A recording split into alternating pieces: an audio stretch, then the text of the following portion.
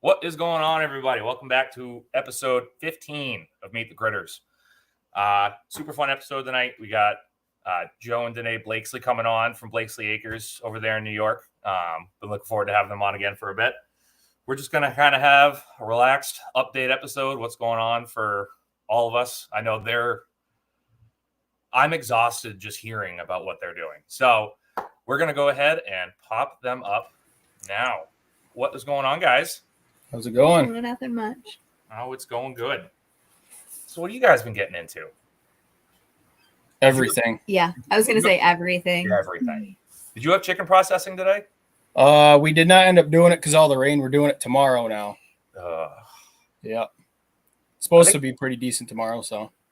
I think that's always worse than actual chicken day is having to move chicken day because you have so much like dread for that day. Yes. Yeah. And then it just moves the day. And it's like, oh, God damn it. Like, Yeah, like I woke up this morning and I'm like, okay, like we're just going to get it done.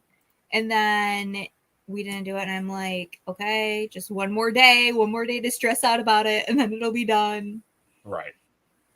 Yeah, no, I don't look forward to it. But now that we're getting out of beef, I'm going to be running definitely turkeys next year. Yeah. And I'm not looking forward to it. I am because I do enjoy the turkeys, but there's still just a part of it where it's like, ugh. Yeah. I actually enjoy processing the turkeys more than the chickens. For some reason they're bigger, but they seem like they go a lot quicker. It definitely goes quicker. I don't know what it is if the feathers are just bigger and if you get a good scald on them, Yeah. it's just done. But you never get that smell off of you. Mm-mm. No, it's like burned in your nose. That's the worst. Yeah. I was just thinking about that when you said burning your nose. I remember listening to, did you ever listen to Meat Eater podcast with Steve Ranella? I've seen heard of his couple of his episodes, yeah. Well, I remember this. I don't know why. They did a study where somebody was like, why does when you're gutting a deer, like your poop smell like gutted deer the next day, or anything that smells bad smells like gutted deer? And whatever it is, like some along those lines, like gutting and plucking chickens, that smell of whatever that is just stays with you forever. Whether you're like changing your kid's diaper or doing whatever, taking out the trash, it's like, oh, that smells again. I don't know why. Yeah, we got a lot of birds to do this year. Yeah. I mean, we only raised, we're down to about 130 ourselves, but my boss has got 60, I think I counted the other day. We're doing some of his tomorrow. And then his daughter's got like 100, I think. And then they just got 200 more in, plus 20 turkeys. So that'll be fun. Yeah. Hopefully it's an all hands on deck situation. Yes. It's more fun because we're so busy this year that it's hard lining up weekends to actually try to get it done on. Yeah, it's never easy. It really isn't. Because the only people you can get to like really help with like poultry processing are the people that are like, they're insane and enjoy it, or the people that have never done it before. Because they still have that like childish charm of like, I want to know where my meat comes from. And then you go through depending on how many you're doing, like a couple hour day or a full day of poultry processing. And they're either the person where they'll come back the next time, or they're going to delete your contacts. Yeah. Like, we're pretty lucky that the two families that we raised for, her aunt and uncle, and then the pastor from church, we set it up. We raise birds for them, and then they come and help process, saves them some money. And we just get, do lunch and everything and do all their birds all the same day. But I did the Cornish this year for ourselves, so they're going to be ready a lot sooner. So we're trying to get them done. Yeah, I only did mine to 7 weeks. I think like they say 8. I'm like, no way. Yeah, these ones are 8 weeks this week. I got them from Freedom Ranger, and I'm pretty impressed with them. They're doing pretty well. I got some smaller hens in there, but I think it's just because they're kind of overcrowded in that chicken tractor. I was working on it a little bit today before I got rained out. Right. So hopefully I'll have the second one done sometime next week. But it's at like 3 weeks. The rest of them will be processed anyway. So, Right. but I did like the meat out of them. what's that? Those. Oh, the Cornish variety.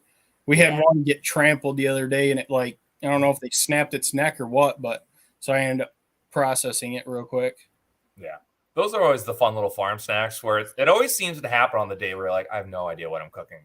And then you walk out and there's just like, oh, well, that's kind of still alive. So that's still good. Perfect. Well, it's one of the nights that we were in a rush, and I pulled it out, and I was like, man, what are we going to do with this? And she's like, well, there's no point wasting. I was like, I really don't have the freaking time right now, but I'm going to have to make the time. And so, because I had pastures to move, and yeah, pigs tore some of the fence down. So that, it's grounding out, and I ended up leaving all that till last night. I think how long was I out there? 2.5, 3 hours moving fence and fixing pig fence. And yeah. And then I had to give her a taste of her own medicine. Oh my gosh. Get over it. It was dark. It was after dark by the time I got back over here. She never messaged me, see if I was okay, never come looking for me.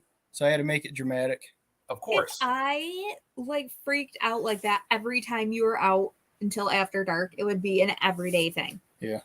Me coming to track you down. But there was one time when we lived at the trailer. Do you remember that you were working on the barn and you came in and you're like, I knocked myself out. And I'm like, Yeah. What do you mean you knocked yourself out? Like, are you okay? Do you need to go to the ER? And he's like, I'm not going to the fucking ER. Oh, that is fantastic. No, I was putting rafters up, and rough cut rafters came down, cracked me right across the top of the head. And I woke up and I was laying in, it was rainy and crappy because it was in the fall. I was trying to get it done before snow was flying. And I woke up, I was completely soaked. I'm like, man, my head hurts. I'm looking around and I was like, man, I must have knocked myself out. I went back to work for a couple hours and I came inside. He didn't even come in like right after he did it. He came in and he's like, I knocked myself out. And I'm like, I completely get it though. I completely get it. Because I'm like, there's that split between you where it's just like, I don't need anybody's help. I'm fucking fine. And then as you start to fall is when you go, oh, that's what they were talking about when they said, wait for somebody to help.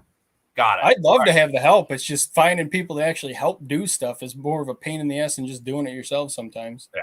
That's my hardest part about poultry processing is it's like I turn into Hitler. I just do.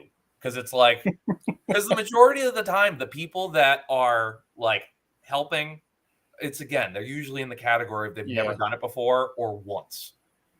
And it's like, I do this for a living. So let's go ahead and do it this way. And if you deviate, like, but again, so half the time I usually just end up doing it by myself. And it's like, all right. Well, usually my brother, I can get him to come help, which is nice because he knows what he's doing. And then my boss, he's done it enough now that he's pretty good. Like, he'll usually catch and kill and scald and pluck, and we try to get a couple people doing that. And I'll do that. I will catch them and scald them and pluck them. Yeah. And then I'm always and package them. Eviscerating table because I can fly through it, fast enough that it makes it worth doing that. Because that's usually where I end up being. I'll start on the kill side until the person is comfortable enough to do it. And then by the time they are, I'm usually then over at the eviscerating side. But then, like, every time I do it, after, like, the third bird that comes to me, like, what is this? Like, just looks like it was, like, a Wile E. Coyote cartoon, like, plucked it, and there's still random feathers everywhere. I'm like, all right, we need to start all over again, guys.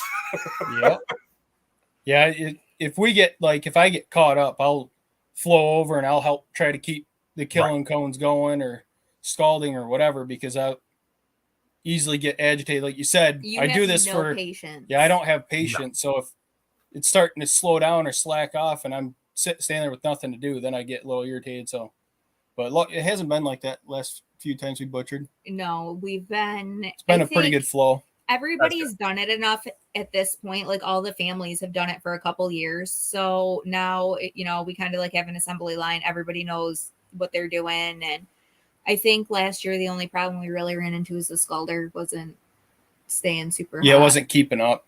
I only have a 110 scalder. I'd like to, now that I have more power at this property, I go with the 220. It's just making it worth the investment. Yeah. I had always looked at when I was still doing birds a lot, I'd always looked at like when they rig up hot water heaters, because there's some way to cut the top off and just work. Yeah, it's pretty simple. Yeah, beyond me at the moment, because I've never really like tried it, but I'm sure it's super simple. But that's my like main dilemma about buying all the equipment, because I know you just want to make sure your hot water tank's big enough, because the actual internal chamber's quite small, like in a 40. So if you get like a 50 gallon and cut it down, then you can still fit two birds or a turkey in it.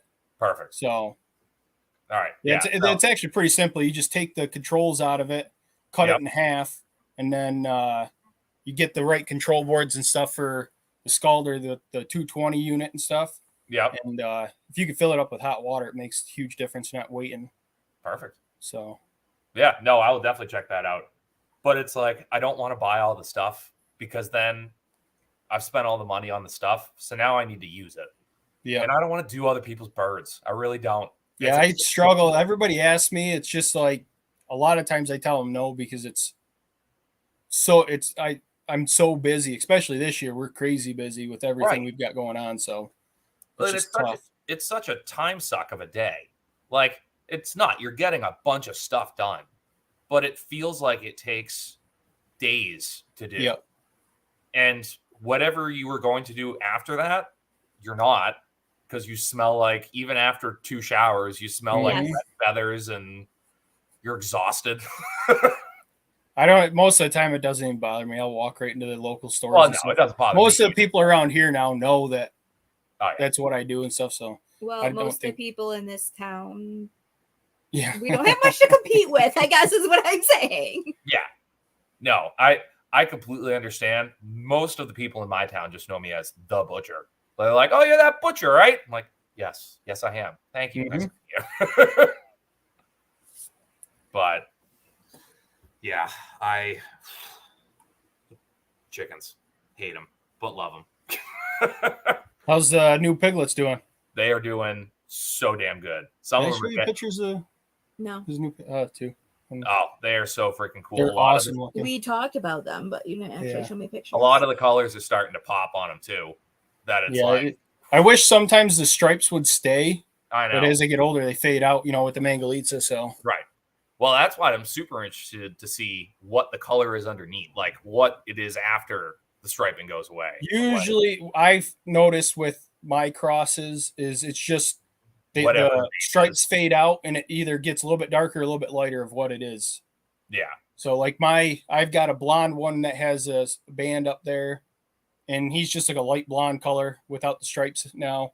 I got a dark red one, and then the black ones that didn't have stripes, they're just same. Same, yeah. So, yeah. I know. I'm super interested to see, because now that they're starting to grow out a little bit, I can definitely see it's like, you're Hereford for sure. Yeah. But you got one of those skinny Ossabaw asses that I'm like, all right, you're going to be interested. I'm interested to see. Because I think I said this on the last one. It's so funny how just the colors are on them. They're crazy. Like on half of them, they have the Hereford color pattern, like where the red splotches should be. Some of them are jet black. Some of them are the chipmunked, like the striping on them. It's like, holy shit. And then the ones that are like all black, like our boar was, the Ossabaw Mangalitsa, are just built like tanks. They're built like Herefords. And I'm seriously considering keeping one of the males of like, ooh, all right, like you're going to be interesting. Yeah, right now where I'm at with our breeding program, I'm hoping that both my sows are bred for next month to the new boar. So the sows are half Mangalitsa, and they got Burke and Hamp in them, both of them. And they grew a lot nicer than I had the Mangalitsa Idaho pasture pigs last year. They're 50-50 crosses, and they grew okay. But they were super, super fatty, and the cuts were really small. They were 12 months old when I butchered them, and our pork chops weren't I wasn't super impressed with them. Yeah. And then we had one pure Mangalitsa. He grew pretty good for being a purebred, and he had a good fat cap and stuff on him, but his pork chops were a little bit bigger. And then we had some old spot Mangalitsas. They were Yeah. They weren't worth anything. I butchered them they were 11 months old when I butchered them, and they were hanging weight at like 120 pounds. Jesus. Yeah. And that's always the craziest thing with them. And it's like, it's why a lot of people steer away. Yeah. And I jumped in head first like a dummy, but we'll see how it goes. Yeah. With our sows, I want to see how these ones turn out having quarter Mangalitsa blood in them. So I still like the idea of having a little bit more fat, a little bit more winter hardy, like you're talking about. But I want them to get to at least 10 months grow out. Yeah. If I can get them there, you're still making money off of them. But when you try to raise a pig for that long and pouring that much money into them, it almost defeats the purpose of trying to do the turnover. That's what I'm shooting for. I'm shooting for 10, 11. Yep. And I'm picking that because they're they're only a quarter Ossabaw and a quarter Mangalitsa. Yep. Again, they're both long-term growers that get fatty. Yeah. But I still think I'm hoping that I'll be able to bump that up a little bit. And that's where I kind of was like, oh, I might have fallen on a golden ticket here with like a couple of these boars. Because what do we have? 8 boars and 3 gilts, and we lost a gilt. So we have mostly boars. So, but yeah, cutting that down to 1/8 of each Ossabaw Mangalitsa, because we're going to pick up a couple of Hereford gilts to breed them to. So that way they'd be majority Hereford. Hereford, yeah. I think that would work out really well. And again, we'll see how they grow out. I'm super interested to see if they have the curly fur, if they have shaggy fur, because like Senor, he was crazy hairy, but he didn't have like the Ossabaw curl. Yeah. He continued on with the Ossabaw like super straight hair, but it was just like super shaggy. So I'm like, again, I have no idea what these things are going to look like. Yeah, 3 of our feeders this year, their dad was one of the Idaho pasture pig Mangalitsa crosses. Yeah. Because that's the only boar that she had available. And that's a rough boar to start with for yeah. And I mean, he looked nice, don't get me wrong. Oh, he was a good sized pig, but after butchering his litter mates and seeing how the chops versus the fat content and stuff was, I sold him and bought this new boar, but we have 3 of that first batch left, and I'm butchering them out just to see how they turn out. They're growing really well. They actually have a shorter hair like the dad, right? Even though they're half Mangalitsa still, and they're growing pretty good. You can tell that the one, he's got a lot of fat in his jowls, so I already know he's going to be a fattier pig. But I figured, what the heck, try them and see how they turn out. Because we have everything sold that we're raising this year. We probably could sell more if we wanted. It's just feed's ridiculously expensive, so it's crazy. Yeah, I gotta keep up feeding 4 breeders and 9 feeder pigs. A lot of feed. Yeah, I at this point am like, all right, so now we are going to have all of those piglets, and we're keeping the sow over the winter. And the 5 feeders I have right now, they're going in November, December. I haven't figured out when, more than likely December. So I'm like, I'm going to be carrying 11 pigs and feeders over the winter. This is going to suck. But I think I opened myself up a lot to getting out of the beef. We still have one. We still have the older Holstein Hereford cross. But again, he's going in like September, probably right around there. But we have like a winter paddock built right behind the barn that has walk-through access on 2 different spots in the barn. Yep. And I'm thinking about just kind of going through and revamping that a little bit and putting all the feeders right there. That's woven wire, ain't it? I remember seeing some of your videos. That is woven wire, yeah. So that's where I'm like, I already know it's secure. Like, I already know it's a good pen, and I can literally just walk out of my barn that's connected to my house. I literally don't even have to walk outside until I get out there if I really don't want to. So it's like, all right, I think that's going to be easier than trying to plumb water out to one of the further pig paddocks. Yeah. So again, it's never a dull moment, and everything changes constantly, and it's all about what works, essentially. Yeah, well, I'm trying to figure out what I want to do if these guys have their litters in another month. I might look through and find 2 nice gilts out of those, and end up selling the breeding sows, because I have the other 2 that I bought for my boss, the blue butts. And also, they're not very nice. Yeah, they're not as friendly. Like those ones I got from my boss those pigs roll over and they like fiddle like a dog, and I've never seen a pig do that. And I'm like, what is she doing?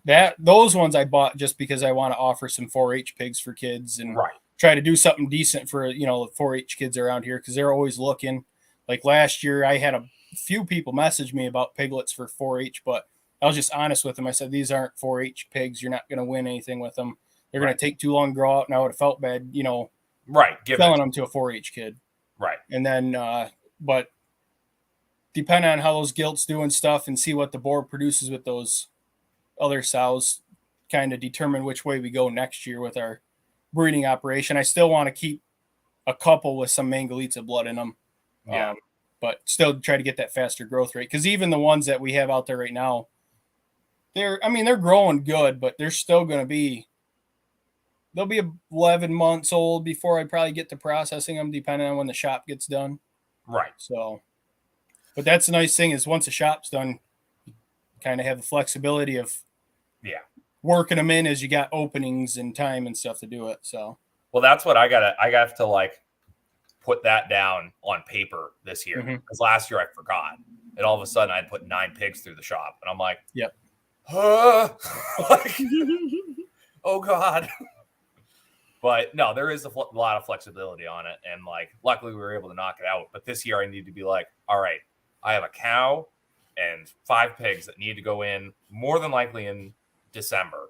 So it's like, unfortunately, we got to figure this out, and some people aren't getting their stuff done. But also at the same time, with my main customer that I have, I can just be like, all right, instead of 2 beef, you can bring me 3 beef this month, and it'll just be me and them this month. Like, I'm not going to worry about anybody else.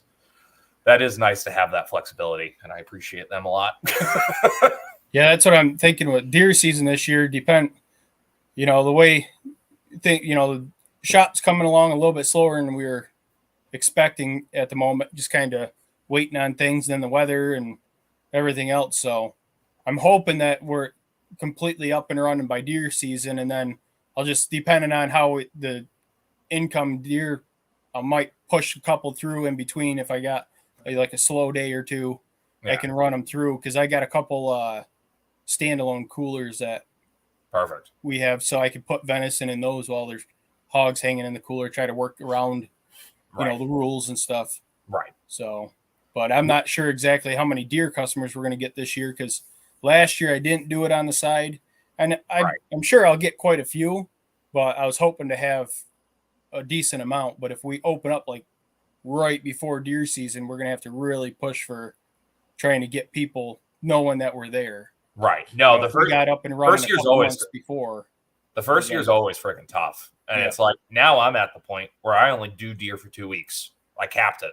I'm like, I've got too much livestock. I've got too many people looking to get beef done, that I love doing deer, and that's good, quick cash. Like I probably do, I think last year I did 30 in 2 weeks just by myself. And it's like, did I have a ton of people call me after that? And I had to say, sorry, no, unless they were like return customers from like the very beginning. Like I probably did like 2 or 3 after those 2 weeks, because it's like, oh, well, you were like my second customer ever. So I guess I have to do your deer. That's fine. Yeah. What I do 2 years ago, I think I did like 36 deer over the course of the whole season, but I was working full time on top of that. So it's like midnight, 1, 2 in the morning, you're out cutting deer, and I didn't have a shop, so I'm outside in the middle of winter. Everything's froze. It was like a Cabela's grinder and a Cabela's like vacuum sealer. It was really rough. Yep. Yeah. But even with that smaller equipment, I had it down to about 2 hours skinning and cutting up a deer myself. Nice. No, that's perfect. So if you can get it, I'm hoping with the bigger equipment and stuff, I can move through a lot faster. Yeah.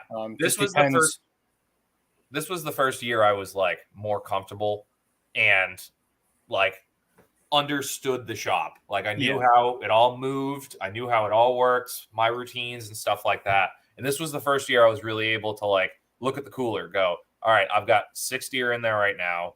I just got 3 phone calls and I know I can get X number of deer done in this time. Mm-hmm. I'd call all 3 or 4 of those people back and go, okay, all 4 of you are going to show up at the exact same time and drop off now, like at this time, and we'll be good. Because the first couple of years, it's like you're just so excited for the business. It's like, yeah, no, bring it. And then all of a sudden, you have to stop what you're doing, skin out a deer, then re-clean everything, and then start cutting again. And it's like, it's such a time suck. So like last year was hope it's not frozen. Yeah. Oh my God. Well, last year we didn't have that problem. Yeah. Last year it was, I think opening day was 76 degrees here. Yep. Last year. And it was a nightmare. And I had to turn away a couple people and I felt awful. Well, mostly. I didn't feel awful for one guy. One guy showed up at it was pouring rain the night. It was the 2 days into the season. All of a sudden, it's like 7:30. I'm giving my infant daughter a bottle to put her to bed. And I just hear bang, bang, bang, bang, bang on my front door. And I'm like, what the fuck? Like, what is happening? And I like get up and I look out the window and it's just like a pickup truck. And I see a tarp in the back. And I'm like, no fucking way. Well, he did that 2 more times. And like, again, my daughter was maybe like 5 months old at the time, 5 or 6 months old. She was tiny. Yep. And I'm trying to get her down, and I get her down, and I fly down those stairs. Like, what the fuck? Wasn't there. And the next day, I go up to the country store, like right up the road, and they've been sending people my way, like basically for the past couple days, because everyone's coming in to get shit when they're coming out of the woods, and they're like, I don't want to cut up a deer. So I have a giant stack of business cards there. But she goes, oh, did so-and-so get a hold of you? I'm like, who? Who? Oh, he came in here last night around 7:15, and he said he needed your number and this, that, and the other thing. And she told him, she's like, yeah, his card's right there. Go ahead and give him a call. Didn't pick up my card, just decided to come bang on my front door, which is not my shop. They're separate. Mm-hmm. And he pulled in the next day, and it was 72 by the time he got there at like 9 o'clock. And he had it wrapped in like the foil insulation that you put under a house with 1 bag of ice in it. And I looked at him and I'm like, I'm not taking this. He goes, what do you mean you're not taking this? I'm like, I'm not taking this in. You're going to lose most of that. Like, and I sent him to the guy who I know does shit work. Cause I'm like, he'll take it. Whatever. Like, let him get sick. I don't care. But it's like, yeah, no, it's tough, especially when it's warm. I can't imagine like dealing with it in Texas. Oh, I know. They have to have. I can't. No. Well, speaking of shops, what's going on with yours? Well, we got concrete. We have a concrete? Yeah. Nice. Finally. Yeah, I've been crazy busy, as you know. I've barely been in roots and stuff like. But yeah, I was putting in crazy hours the last couple of weeks trying to get prepped for concrete and get the underslab done with all the drains and just run, between the farm and work and doing that. And I think I was out there most nights, 9:30, 10 o'clock, 9 o'clock. You came in at 10:30 a couple nights. Just trying to get stuff done. So when he's coming in at 10:30 and then wants me to be worried about him last night because he came in at 9.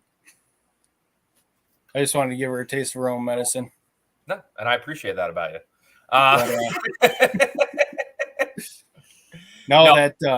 That's awesome. I do love all the updates. Yeah, we got another update video coming out here pretty soon. We got to get finished up. Yep. Perfect. And I got to give you credit. You're still putting out content. It's slowed down a little bit, but dude, we're trying. Yeah. But yeah, it's been a crazy couple weeks. It slowed down a little bit this week. Like last night, I had to move cows because my neighbor had his pond cleaned out. So I was kind of, the next move for my cows was right around that pond. Mm-hmm. So I had to wait for that. So I was trying to hold off as long as I could. And they got to the point where they couldn't wait any longer. So I got that done last night and got the pig fence done and, moving the chickens around and everything. It was, Oh, and you have a new baby. yep. That's why I was nice. giving her. That's why I was giving her grief because that big red cow, she made me a liar. I figured she wasn't bred. The one you didn't want to have the calf. Yeah. Luckily, it was a heifer calf though. It was Nice. a heifer calf, no bull calf. I didn't have to catch it and band it because that wouldn't have turned out good. She watches every move I make out there now. Oh yeah, I'm sure. Having that new calf, but yeah, it's a nice looking calf. The dad's the Hereford bull we have. Yep. So it's half Santa Gertrudis, half Hereford. So I love the we'll see how it grows. The other Santa Gertrudis white faced calf that's born, her dad was kind of a mix of stuff, but she's growing excellent. So excited to see what this one does. But I'm thinking about trying to get my cows down to a medium frame, with the amount of grass and stuff that I have. It just makes sense to kind of downsize. So that big red cow, I think I'm this winter after the calf's old enough to wean, I might still process her. Right. Just she is pretty wild and I don't trust her, and having the kids out in the field with me and stuff, it just makes sense just to send her on her way.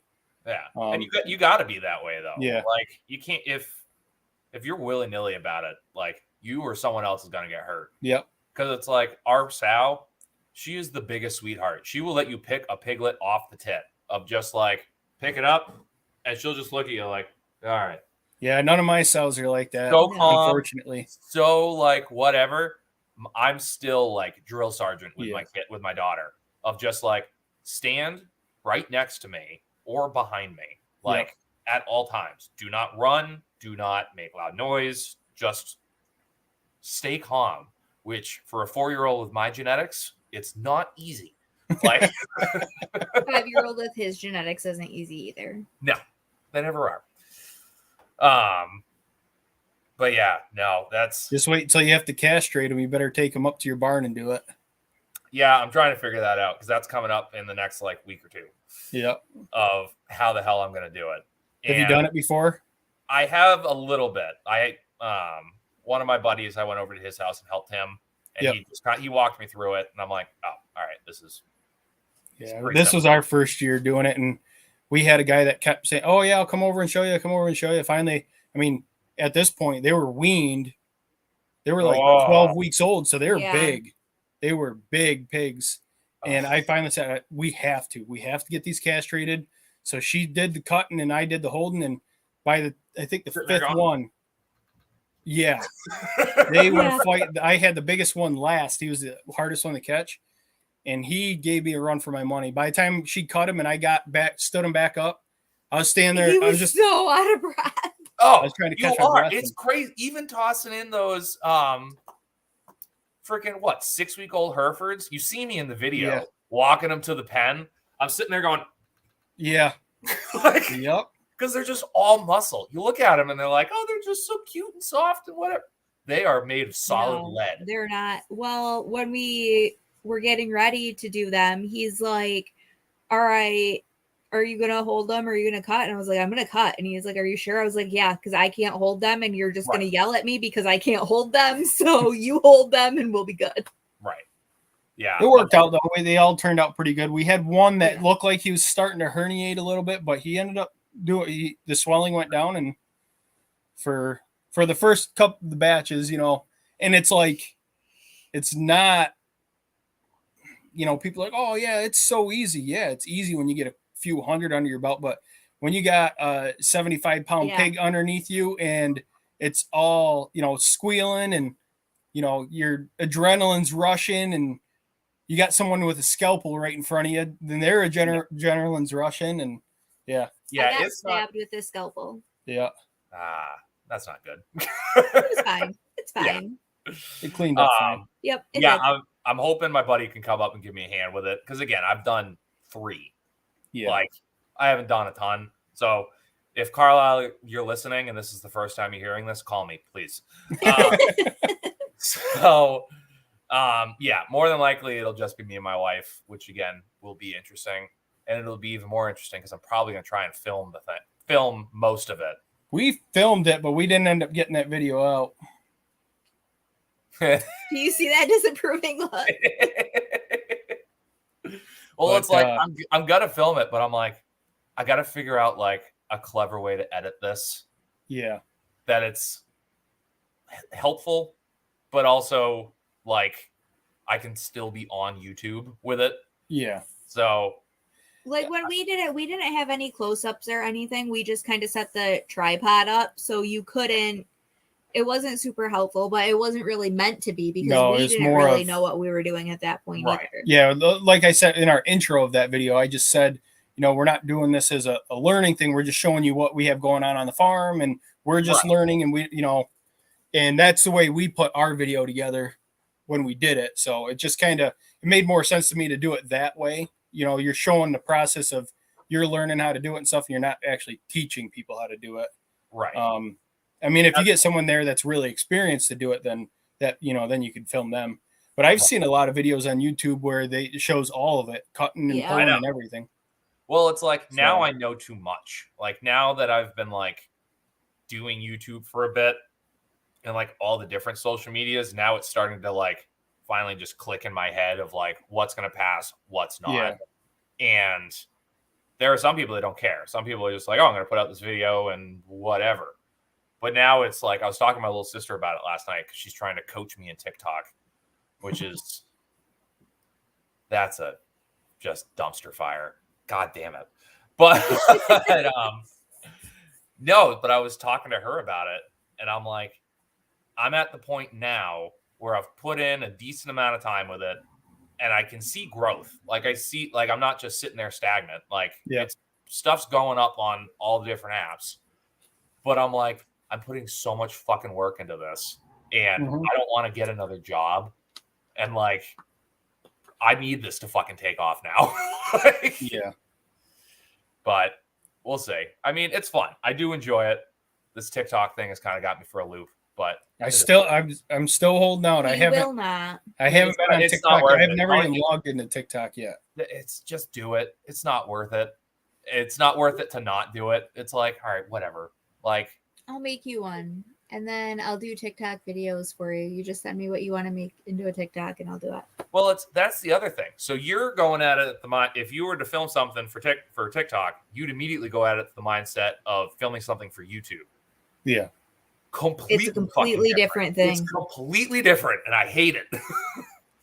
But what's nice is, like, I'm pretty edit heavy in all of my YouTube videos anyway. And I've gotten fairly good at it. So I'm able to like edit stuff together fairly quick.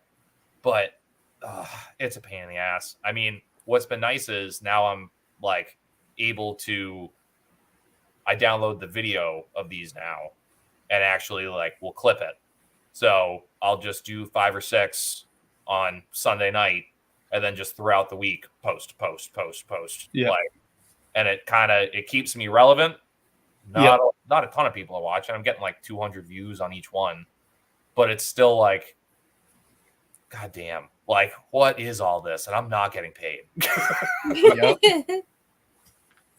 That's what I kind of get in those funks too, with just the YouTube videos, especially as busy as we are. Like we try filming at least a week ahead, just try to keep ahead of it. Cause I know if I get to the point where I'm doing it, like trying to film that week, I'll get behind and I won't be putting out as much content as I do.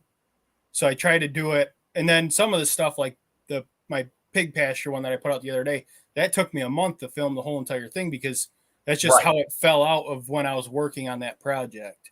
See, I haven't started any of those ones yet where it's like, all right, we're really going out a little bit. And like, I usually, what I'll do is I'll just like say it as a part, like, all right, this is going to be part 1 of this. Yeah. And then, cause I'm a film it and out same day because I don't know, like if I usually try to do 2 a week, but lately it's just been 1 because I'm like, no, it's not happening. Like there's so much stuff going on that it's like, I can't film all of it. Like I need to actually work on it. But then at the same time, it's like, I'm not going to film that again. Like, so I need to like start figuring more shit out. Yeah. But it is what it is. The way I've been doing it's not bad. The only thing that the only thing I don't like about it is if I get a week, I don't touch it for a week and I come back, I'm like, oh man, where'd I leave off at it? And I could see in in my editor where I left off, but then it's trying to remember what I edited out. So I'll go back and rewatch. So now I've watched each video 20 times trying to make sure everything that I needed edited out. But I've been trying to be more conscious when I'm filming too, to have less moments where you have to edit it. It doesn't always work out, especially when you're doing, big long videos and then you got to edit it down to make it watchable.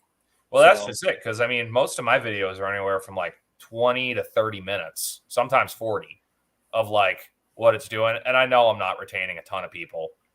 But it's still kind of like, all right, you're spending 2 hours to edit down an hour and 20 minutes of footage down to 25 minutes. Yeah. It's like, holy crap. But it's like, now I've done it enough where I'm like, I have cues for myself of like when I'm doing cutting videos, because I can't see my mouth when I'm editing because everything's just tabletop down. I make sure I like, you'll see it now as soon as I say it. I put my fist down on the bench so I know I'm talking because I can't see my mouth. So that way when I'm like shuffling through it, I see my fist go down. I'm like, all right, I need to stop there because I start talking. Good idea. Yeah, but it's little shit like that. And giving myself like 10 to 15 seconds before I start talking and after I stop talking to edit is a goddamn game changer. Like, I struggled when I first started with, I'd be talking and I'd flip my camera around on my phone.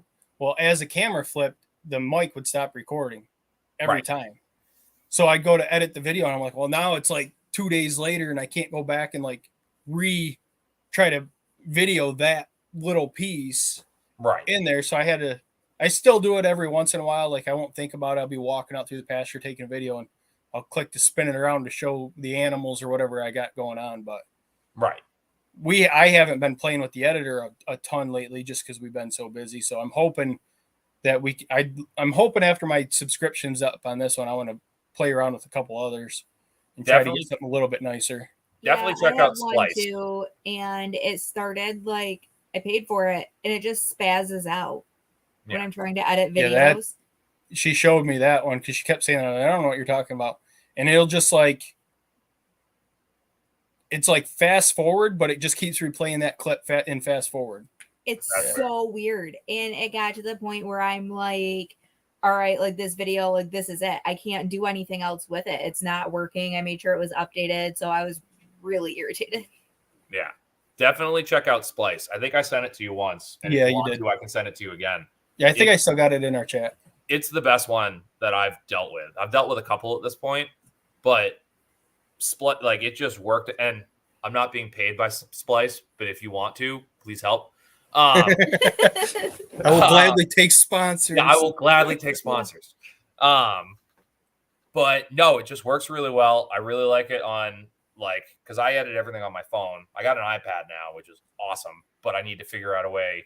Because again, I'm the oldest 31-year-old on the planet. I don't functionally know how to get pictures from my phone to my iPad. Yeah, I struggle with that too. I'm not tech savvy. That's why, any of our family or friends that they're like saying that you're doing what? You're doing YouTube? Like, what do you mean? It's like, it's something that I've always wanted to try, but I mean, I can get around computer and stuff, and like with the programming business that I had for a little while there, the tech part it's the social media part that I got to get around. Like like I said, I have a Facebook and now the YouTube channel. I haven't been on Instagram, TikTok, Twitter. I don't know any of those. I've never been on them. I've never logged into them. So I still don't have a Twitter, but I have all the other ones now. I need to start a Rumble. I actually think I already have one. I think I made one, ironically, with Backwoods Butcher as the username, like back when it started. Yeah. Because I was like, yeah, screw it. Like, why not? So I think I still have it. I need to find it. But I have all of them. And it's such, I get it. Like, I get why it needs to be done. But it's like, it really makes me feel like that outlier just on the outside, just being like, I don't want to do this, but I have to because I'm trying to be a stupid person on the internet. What the hell? Like, but yeah, a lot of my stuff's just copy paste. Like I'll just have it in the notes and just boop, boop, boop, boop, boop. Okay, cool. Here we go. Because that's all you can do. Don't recreate the wheel every platform. I was listening to, I think it was Toolman Tim's show, and he had Joel on, and he was talking about like content and stuff like that. And it's like every platform has different people looking at it. So don't like do a whole customized post for every single one, because the same person's not going to see it. And if they do, they're probably your friend and they follow you on everything already. So they're like, oh, I already know what he's doing. Like, I don't need to be affected by this. But yeah, so that's been, I've been wanting to complain about content creation to somebody. So I appreciate you coming on. Yeah, it's a struggle some days, but I keep sticking with it. Yeah. And there's a part of you, it's like, you don't even want to say it's a struggle. You don't even want to admit that, because it's like, it's so like, I'm just putting my camera up and filming something, but and that's what everyone thinks it is. That's what I thought it was. That's what everyone thinks until they get in it. And it's like, this sucks. Yeah, there's definitely a lot to it. And it's been great learning. And, I actually enjoy it. It's just getting the time to sit down and actually do it thoroughly and trying to, put really good content out. I'm hoping that once we get past the busy stage with the butcher shop and all the animals and stuff, like coming into the winter, I can really sit down and play around with it more and really get it dialed in. So we'll see how that goes. I know now me and my wife are at the point in our marriage where we still love each other very much, but we're also like, I don't need to see you anymore. You can go do whatever you need to do. So we have I have this room back here, which is, I don't even call it a man cave. It's the dog room. Yeah. Because we just got the dog crates in here. It's right at the backyard. And there's just like a thin layer of Great Pyrenees hair and just dust. Because every time he comes in, they lay under the porch, which is just sand. So when you get put in the doghouse, you're literally getting put in. I'm literally in the doghouse. I choose to be in here. I choose to be with the dogs. I also have air conditioning in here. So we don't have air conditioning in the rest of the house. So but now it's at the point where it's like, all right, what are you doing? I'm going to go read this book. And I'm like, oh, well, I can't read, so I'm going to go edit videos. Like it just works out. But with the butcher shop, I'm hoping here in the next week or so we can get moving forward with the framing. I'm waiting to get the depth on the well and the water depth and stuff, so I can get the materials ordered for that, because that'll only take me a couple hours to dig the trench and get the water line put up through the concrete slab, get the wires put in. And then I do believe we're hiring the Amish to do the framing and the steel, just because it's going to be a lot faster than I can do on my own. We're trying to get it up now. We're, in the time crunch part of, my goal is to be up and completely running by deer season. And deer season starts October 1st here. Oh, Jesus. So we're, kind of in a time crunch. It only gives us 2 months to get everything done. Yeah.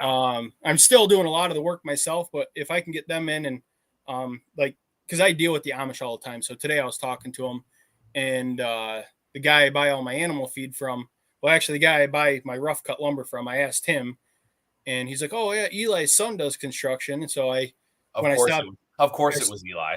Yeah. Eli, they're Jake, Eli, and Samuel's like the big ones around here. There's a Josiah kicking around somewhere. Yeah, there's a few. There's a couple. I really can't complain. I actually do 90% of my business. Like, we have a dry goods store. So we had to stop there and get some sugar and stuff for the house, and you buy it in bulk, and it's way cheaper than going to, Walmart and stuff. But I asked her today, I said, if I come in and put bulk orders in for spices, can I do that? She goes, oh yeah, anything you need. She has everything. I mean, it's like a Amish Walmart. So that's friggin' awesome. I should be able to pick up my spices and seasonings to make blends fairly inexpensive, compared to going to buy small batches. They're trying to order online and pay shipping. Yeah, I was just doing a look around yesterday of like, all right, now we're gonna start getting busy because I mean during the summer I barely make sausage. Yeah, I've probably done 2 pigs all summer, really. but like literally, I think Thursday I got like 5 calls about pigs. Yeah, Because I kind of sent like the local bat signal out of like, all right, like you got to start planning ahead because I only book a month in advance. Like, but going into the fall, I can kind of like plan it a little bit better. So I just kind of put out to all my buddies and everyone I know. Because I mean, at this point, I think a good chunk of my business is within like a couple miles, like 20 miles of us. Of like, all right, cool. Like, we're real local and I like it. Yeah. So all of a sudden, everyone came out of the woodwork of like, hey, I want to put a pig here. I want to put a pig here. I want to put a pig here. And I'm like, well, sorry. And we're kind of shooting ourselves in the foot, but it'll be fun. In October, we're doing that SRF trip, the Self-Reliance Festival. Yeah. And me and Josh are doing butchering demonstrations and stuff. Yeah, I know.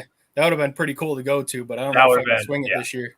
No, I think I'm definitely going to start trying to go to a lot more of these because why not? Like if we can figure it out and we can kind of get like a good method of being able to put out these demonstrations and stuff on the go, I'll absolutely go to more of these. So if next year you're coming. I'd like to. I'm hoping by next year we'll have the shop will be in a flow and then I can plan ahead to where I have animals pushed out. I can take that time off right there and I have everything, everything's kosher. But the way that processing is around us, we're going to end up having to book out a long time in advance. So we're trying to figure out the best ways to go about that, trying to make it fair for people, but also make it so we're not getting a ton of cancellations all the time. I don't want to have to deal with that where 2 days before I have someone scheduled, oh yeah, we don't have that anymore. We found somebody else, or we don't think it's ready yet. And we're still going to get some of that, but we're trying to find a good way of mitigating it without. Yeah. So I know I was looking at it and I'm like, I don't want anything hanging in the cooler while we're gone. Yeah. I know my cooler setup is freaking awesome. And I know it would just be never fine. know. That's when something will happen. I just don't want that.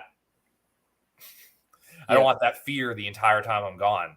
So it's like, all right, so pigs before that, pigs the week before that. So that way I can finish everything up at the beginning of the week, be gone to Tennessee, be back in 5 days, come back, and we'll get it figured out. So, and then again, that's what's nice about the turnaround on pigs is I can slaughter a beef and then the next day slaughter 4 pigs and I can work the rest of the week. Yeah. Like right now we're behind a bit. One of my main there was just like a confusion on exactly what you're talking about, like drop off times and I was like, I have you down, and they're like, no, we don't have one, and I'm like, so now I'm like 2 weeks out trying to figure it out. I've got goats on Monday. I've got a couple pigs randomly, but I'm like, yeah, honey, you might have to pick up an extra shift. Like just trying to figure it out. But it's interesting. I mean, again, I need to plan, like it would be nice to be able to plan out super far in advance when it comes to scheduling, but my wife gets her schedule every 6 weeks and it's usually the same, but sometimes off. And I don't want to have to be moving stuff around. So we've got some ideas of what we're going to do to help try to deter that. But right now, like we've got so much stuff waiting on. We still haven't heard back from the attorney on the official paperwork for like the LLC and the partnership agreement and all that. So we're kind of at a standpoint with our cut sheets and all of our actual paperwork because we got to have the legit business name to put it on our papers to kind of make it, official, professional, and kosher. And then, we got a lot of work to do yet, but I'm hoping that if we can get started right before deer season, I can kind of pick up a fair amount of work through deer season Right. Try to get it going, and then right after we can get in to start scheduling beef and pork. Because I've got, I don't know, 30 or 40 customers already lined up that are just like biting at the bit. Yeah. Yeah. They're like, as soon as you start booking dates, let us know. We got, I've got people with lambs and beef and pork, and, I've got a whole list of stuff that people are wanting to get in. It's just, we're just, like I keep telling them, slow the roll. I got concrete in, but I don't even have walls up yet. Yeah. No, I remember that. There's a part of me that envies you, and there's a part of me that's like, I am so glad I'm not doing this again. Because there is like that anticipation of like, this is going to be amazing, but I need to get this done. Yeah. And I'm literally down to the wire on an animal that's not even dead. Like, you're just like, there are people that are so excited that you're going to be there. And then all of a sudden you get into it and it's like, Yeah. Yeah. Luckily, we've got pretty good plan, and it's nice. Like the way we're building it is we're trying to build so we can expand off of it and stuff. And we've got, we're going to have a lot of expense coming right off the top. So it's a little, right. Well, that's always how it happens. You got to get going and stuff, but we're going to have an office right in there and everything. So everything's one spot. We're not trying to keep track of stuff. It's going to be a pretty nice setup, I think, starting out. And we've kind of tweaked a few things and changed a few things. So we're going to end up keep doing that until it's actually up and running, and even after that. But no, I'm excited. I'm excited to see all of it. And actually, I'm excited. I was telling my wife this the other day. I'm like, you guys are close enough that like I can come out and visit you guys because I want to see this shop. And I keep telling awesome. Joe, I'm like, when Kyle comes out, can you make sure he brings his wife and kids? And Joe's like, why? And I'm like, because I want to meet them. But no, it's like you're the only person who's close enough where I'm like, oh, that's feasible. Like, yeah, it's actually probably. I wonder how far it actually is. It's probably 7-8 hour trip. Yeah, probably. It'd be an 8 hour. It'd be a trip, but it wouldn't be like I think we're doing because we're driving to Tennessee. Yeah, because we're like, no, we're not going to fly. Like, I'm not going to spend the money on it, and also I have to bring literal slaughter equipment. So no, I'm not flying. Yeah, that's gonna be stuck in the airport. Yeah, that might set off some red flags, as well as my face. So, but we're driving down, and I think that's gonna be like 19 hours. Yeah. Yeah, so that would make sense. It took us like 11. Yeah, about 11. We when we went to Tennessee. Yeah. So. But yeah, so we're coming up on an hour here. Anything else you want to push out, plug, stuff coming up on the channel? Well, we're going to have, as fast as the butcher shop's coming, we'll have, probably we got the update coming for the concrete work. We got little video clips of me prepping for that and the underslab. And then we'll probably do an update for the framing. I'm going to try getting some filming of me vacuuming out and tearing the units off the coolers and stuff, because I'm doing all that myself for the used coolers, and then putting it back up. We got a lot of stuff coming for the butcher shop. It's just getting it. We're supposed to meet with our partner sometime this week and kind of get a set in stone plan of moving forward, get who's doing what and getting stuff lined up, because as soon as the outside steel's done and the framing's done, we're going to order the electrical stuff, and I'm pretty much doing that by myself also. I'll be doing the whole service myself. I want to get the water lines in now before the framing's up, just because it's something I can do quick and easy a couple nights after work. I just got my septic permit approved, so I got to get that stuff ordered next week. So we got a ton of stuff going on. But I'm hoping to. We got so much stuff to actually video. It's actually remembering in the moment. Oh yeah, that's content. Let's get it on video. It's the worst part. It's the worst part, having to like get ready for the day, like getting all your stuff together, running out of the house, escaping the wife and kids, because the kids are again the worst part of like, where are you going? Yeah. Like it's like I have to go all of the time. If we are both out of the house, like the butcher shop's far away enough that like you can't see the house, but if I'm over there with Joe, 2 minutes I'm over there and I hear mom, dad. Yep. No, I'll hear it because you can see, because we basically live in an open field, and the shop's right there. So like I'll just hear out of window, Dad. I'm like, what do you want?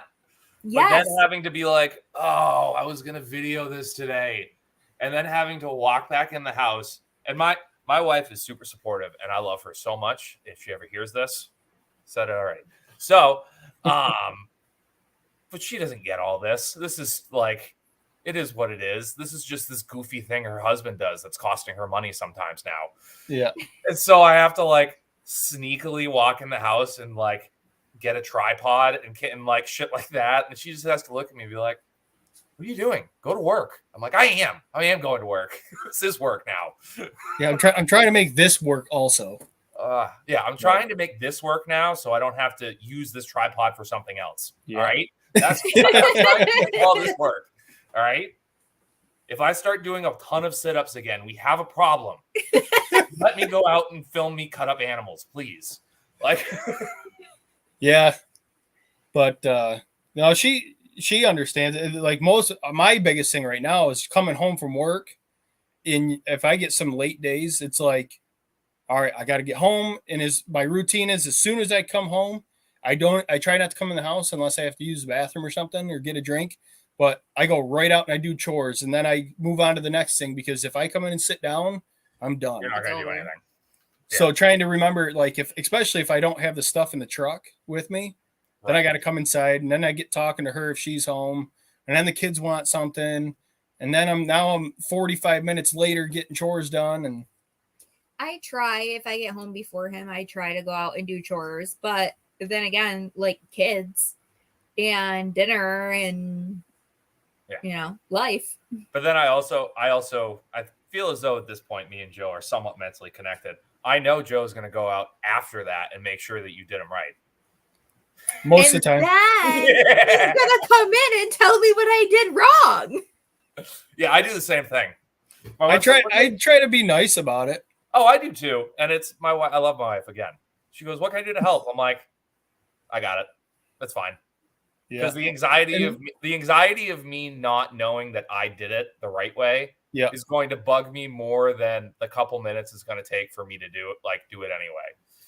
Like, we have so many chores right now. Like, she's done it plenty enough times that I don't. So most of the time I haven't been like checking it, but there are times like I'll walk by something and I'm like, she's done it this many times and she's still doing it this way. It's like, how many times I got to tell her? My wife is, I think, 0 for 1,000 on our frost-free hydrant. Like, frost-free hydrant wins every time. Because and I'll admit, it's shitty. Like, you got to adjust it every time you use it. Like, it just sucks.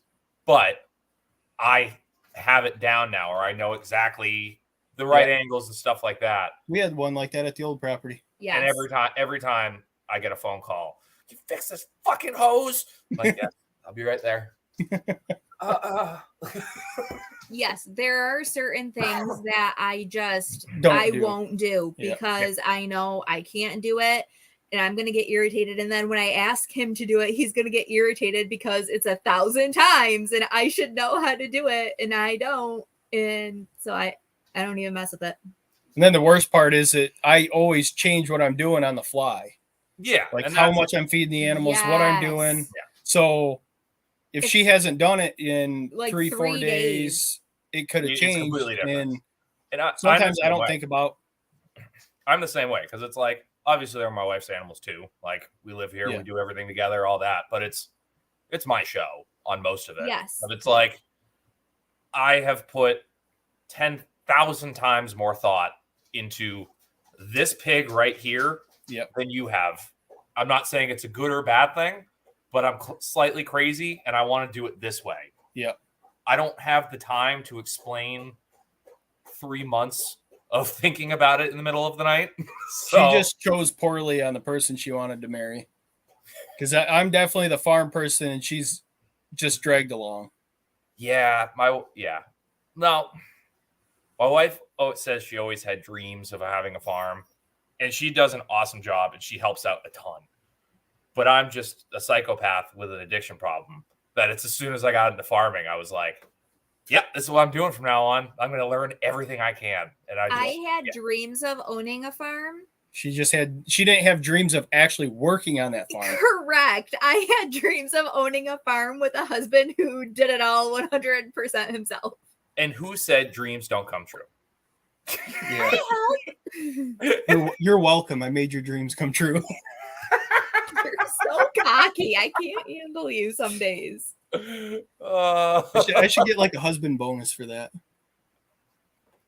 I should get a lot of wife bonuses. When we first started dating, I would not even cut up my own cooked meat. That is true.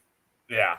The first time I cooked her a steak, I made, really nice meal and stuff. I love cooking.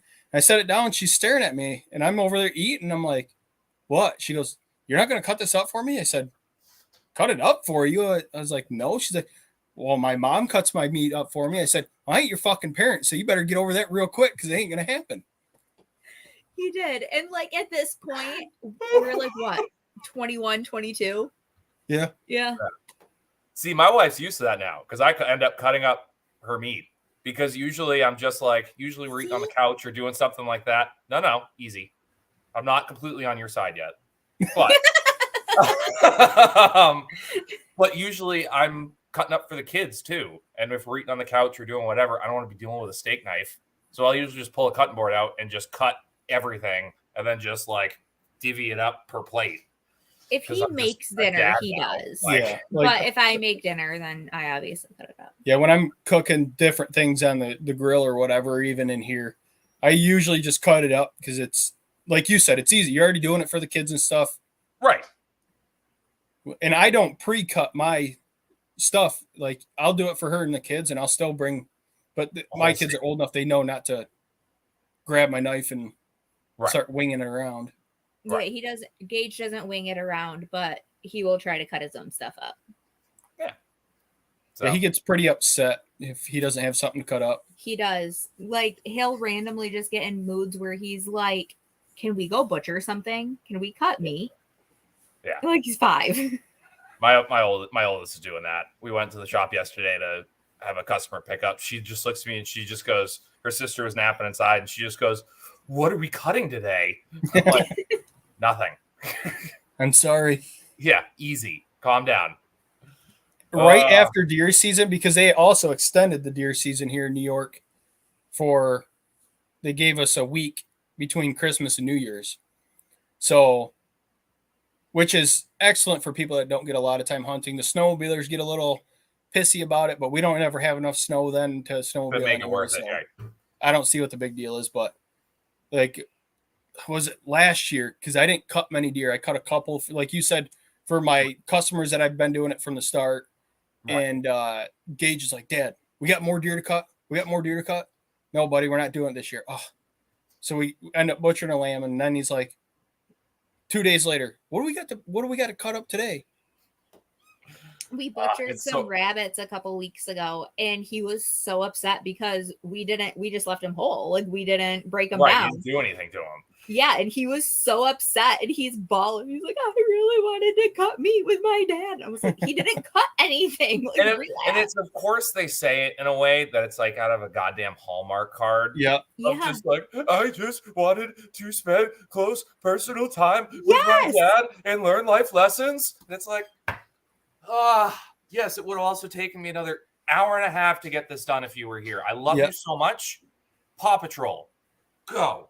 Like, yeah. So when we butcher the next batch of meat rabbits, we're gonna break them down. The guy that started buying them from us wants them broke down, and he's funny. He's a Russian guy, and he doesn't know how to tell me what he wants, so he just gets diagrams off the internet and circles. Sends it. That's how he does it. So, and I understand what he wants. Like, she brings home, "This is what he wants." No, that last diagram I drew, and I was amazed that he knew what it was, because it was like, she hands it to me. She's like, "This is what he wants." I said, "He wants the legs taken off and he wants the body cut in half." "How'd you get that out of that?" I said, "I don't know." Yeah, he completely understood it, but I just drew this like stick figure rabbit with some ears and X's his eyes, and like he totally understood it though. Oh, that's fantastic. All right, where can everyone find you? We're on Facebook at Blakesley Acres and YouTube at Blakesley Acres, and our email for any questions or anything like that is linked to both, right? We have links on there, both of them. We should. Yeah. We do. I appreciate the confidence. I am at Backwoods Butcher on everything. YouTube, TikTok, Instagram. And you can also listen to this. So you can listen to the podcast on any place that you download podcasts, including the Fountain app. If you do that, I get Satoshis, which again, I'm not fully sure what that is yet, but I'm just kind of run with it. I'm still learning with that too. Yeah, I don't know. But I need to start listening to more on there. So if you do listen to Fountain, listen to me on there. I have some farm maintenance videos coming up. I also have a knife review coming up on Monday. I bought a little 4-inch skinner. For doing I'm excited to see that one. I'm super excited. I just got it Monday, and I was looking at it. I'm like, I haven't gotten a new knife in so long. I'm so excited. So we're gonna do a video on that. I got a couple goats I got to do. And other than that, we're just gonna kind of keep chugging along. If you follow me on TikTok, I apologize. I'm doing a lot, trying to figure it out. So bear with me on that. Well, my dogs are losing their mind. So we're gonna go ahead and end this. But I'm so glad you guys came on. Super fun. And I hope everyone who is watching and listening got a chance to